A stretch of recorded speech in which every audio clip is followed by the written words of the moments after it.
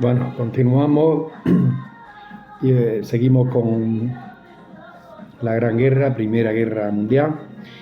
Nos habíamos quedado como se habían formado los dos frentes, ¿no? Como vimos el detonante, el asesinato de Francisco Fernando, heredero al trono del Imperio Austrohúngaro, que le va a declarar la guerra a Serbia. El Imperio Austrohúngaro cuenta con el apoyo alemán. Serbia cuenta con el apoyo eslavo de Rusia.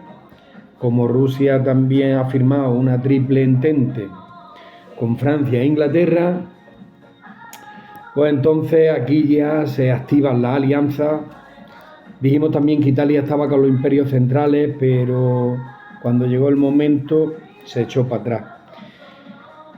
Y se forman estos dos grandes bloques y habían crecido también industrialmente y todos tenían juguetes nuevos para, sobre todo, Alemania y bueno, Inglaterra también. Ya había submarinos, acorazados, en fin, aviones, o sea que ya no iba a ser como las guerras medievales.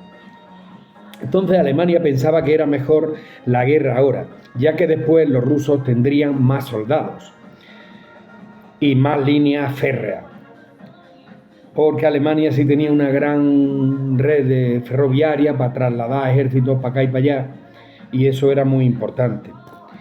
El 1 de agosto declara la guerra a Rusia y a Francia, ¿no? Los alemanes. 10 millones de hombres por toda Europa se disponían a ir a la guerra. Gran Bretaña de momento se mantiene al margen. Estamos hablando, ya estamos en 1 de agosto del 14. Estamos hablando que el asesinato fue el 28 de junio del 14, ¿no? Como sabéis, la guerra es 14-18. Dura menos que la segunda 39-45. Bueno, sí, 2 años menos. Bueno, Gran Bretaña en principio no tenía motivos, pero claro, tenía un imperio británico muy extenso y Francia y Rusia le sugerían unirse para que le respetasen sus colonias, ya que en África e India la salud de las colonias británicas dependía de la buena voluntad de Francia y de Rusia, o sea que casi le dice o te unes con nosotros o nos vamos comiendo tus colonias.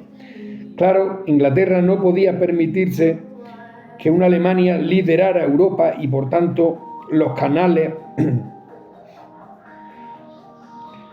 no tanto el canal de Suez, no el de Egipto, y los mares se verían amenazados para Inglaterra, ¿no? Porque en esos momentos Inglaterra era la reina de los mares. Bueno, en esos momentos y casi siempre a lo largo de la historia.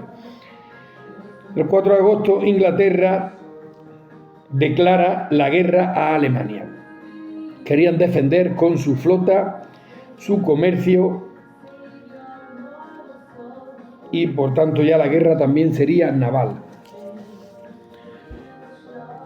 Aquí he hecho yo un poquito para atrás. Hacía menos de 10 años que se habían dotado algunos países de acorazados, submarinos. Nadie sabía cómo utilizarlos, pero todos querían estrenar sus juguetes nuevos. Todas las potencias europeas habían acumulado artillería, ametralladoras y explosivos, pero llevaban 40 años sin guerra y se estaba formando la Gran Guerra. Nosotros llevamos más, llevamos del 46, 54 y 23, 77. Los serbios empezaron con guerra de guerrilla, sin uniforme, pero los austríacos reprimieron muy cruelmente. Guerra de nacionalidades y razas, no solo contra un ejército enemigo, sino contra pueblos enteros. Un mes de guerra, 4.000 civiles del oeste de Serbia murieron o desaparecieron. Masacres sobre población civil, pero contra el ejército eran menos crueles. O sea, los austriacos parece ser que se les fue la mano con masacres contra la población civil, pero luego con el ejército ya no tanto. Organizó sus tropas para atacar a Rusia en la frontera este. ¿No? O sea, Alemania se horrorizó al saber que el Imperio Austrohúngaro organizó sus tropas para atacar a Rusia en la frontera este, porque ellos pensaban que irían a atacar a Serbia. Pero claro, como se vieron que iban a estar defendidos por Alemania, pues se vinieron arriba y ya. Entonces esto ya era ya no había vuelta atrás. Porque también Rusia había recurrido al ejército y el 12 y el 14 de agosto se encuentran los dos ejércitos en la montaña de Cer, al norte de Serbia.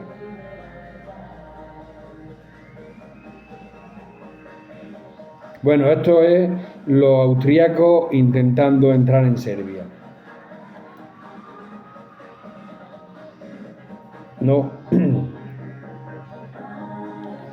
Vale. Los serbios ocuparon una fuerte defensa en la montaña, esto como me refería antes en el otro capítulo, y repelieron fácilmente el ataque del Imperio Austrohúngaro. Por tanto, hubo ahí, fue su primera derrota, como dije, porque ellos pensaban que iba a ser coser y cantar. Un ejército derrotado, abandonando columna y carro, en fin, 130.000 hombres muertos serbios. Les costó la victoria, ¿no? O sea, les costó también bastante sangre, pero no murieron en vano. Se lee en una inscripción, en un mausoleo. El Imperio Austrohúngaro pensó que la venganza a Serbia iba a ser rápida. Un soldado francés escribe a su hijo: no te des prisa en aprender geografía de Europa, va a cambiar muy pronto. Eso es un soldado francés en el frente, ¿no?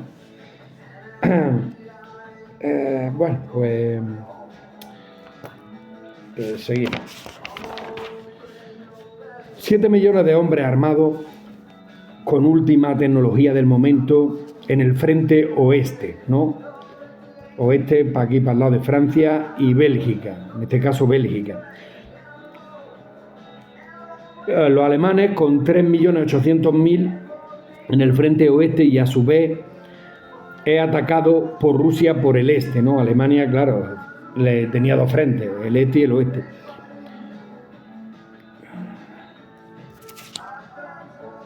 Francia disponía de fortaleza a lo largo de la frontera, ¿no? Lo que luego fue en el periodo de entreguerra, que ya medio lo acabaron, lo que en su momento vimos que era la línea Maginot, una línea de frontera desde Suiza hasta un poco antes de las Ardenas, pues luego ya veremos la importancia de las Ardenas, que era un bosque y dijeron que ahí no había que...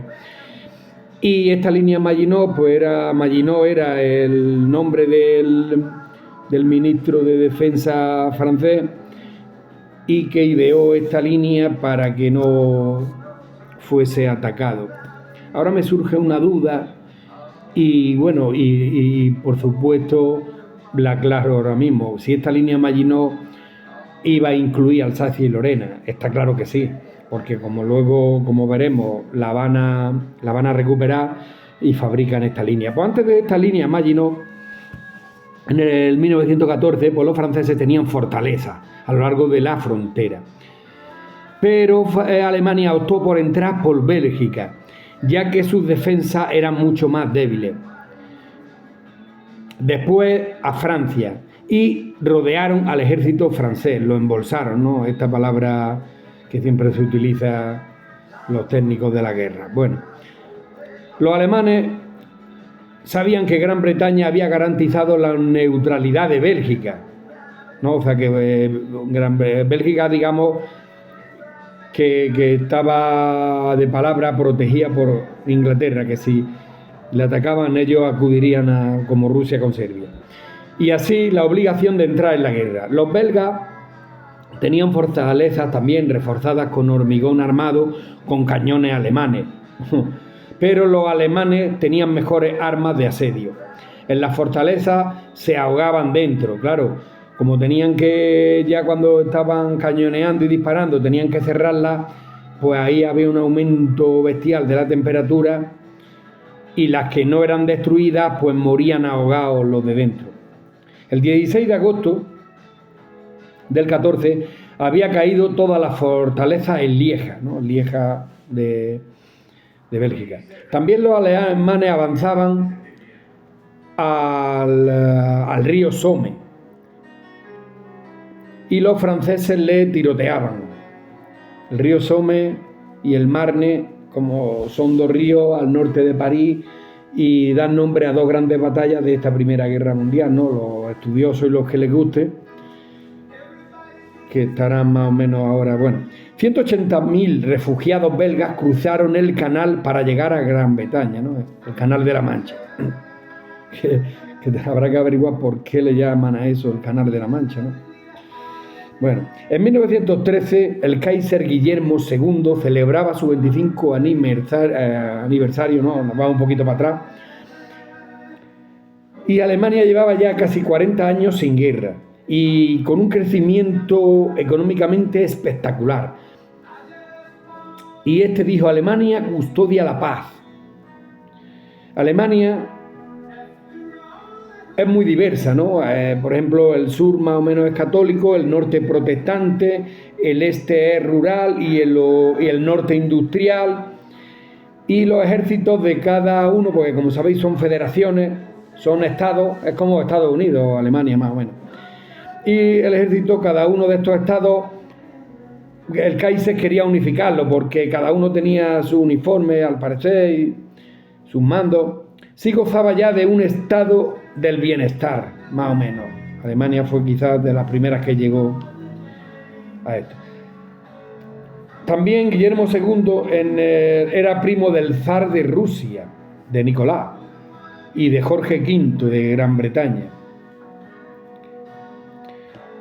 Este Guillermo II era capitán general de los ejércitos. Las tropas británicas el 21 de agosto cruzaron el canal para unirse a los franceses. Como ya sabéis, esto luego se repetirá también en la segunda, los ingleses van en ayuda de los franceses, 100.000 hombres.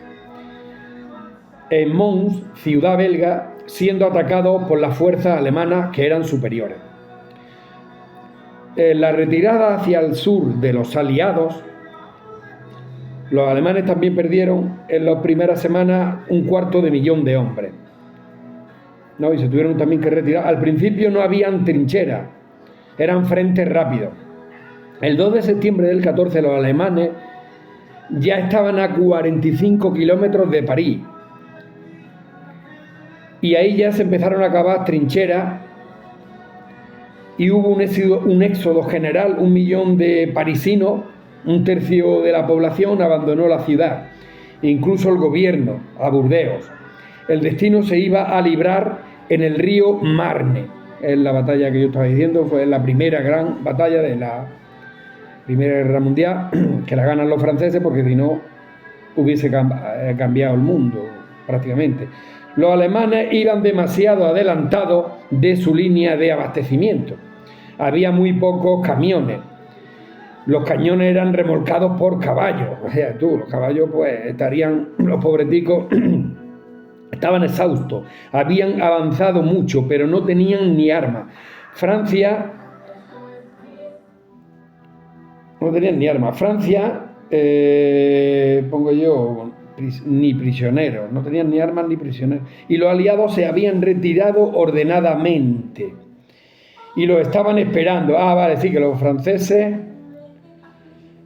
lo estaban esperando al otro lado del Marne, con superioridad.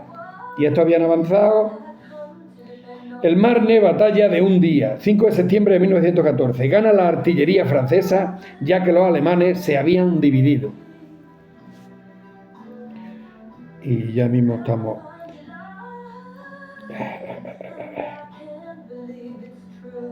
empezaron los primeros globos y aviones. El uniforme francés no era de camuflaje, ¿no? Los franceses ya veréis, cuando salen muchas imágenes con pantalones rojos, con no sé qué, entonces, claro, los venden en todos los sitios. Era un desastre el ejército francés. Francia había sido salvada por el milagro del Marne. Eso sí, con 250.000 de bajas. Al pasar los pueblos franceses, el ejército alemán se retiraba. Los veían como un ejército derrotado. El Marne se mantuvo en silencio en Alemania. Quiere decir que esto en Alemania ni una palabra. Fue una humillación. Bueno, pues entonces lo dejamos aquí. Ha estado bastante interesante. Hay dos tonterías ahí que no sé qué, pero bueno, luego las miraré. Y este no sé qué número era, ya me parece que era el 205. Pues venga, sin más, chao, chao, hasta mañana, que siga habiendo todavía material.